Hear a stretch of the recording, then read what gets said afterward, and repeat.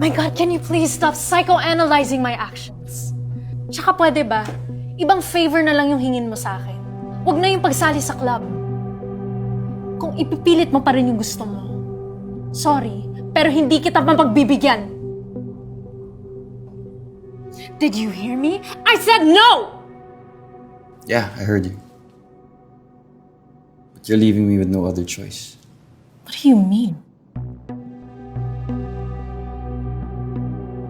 Ang kapal! Burahin mo yan!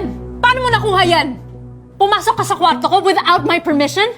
You should have installed more locks on your doors. Look at your photo. Hindi mo siguro magugustuhan kung kumalat to sa social media. Are you blackmailing me?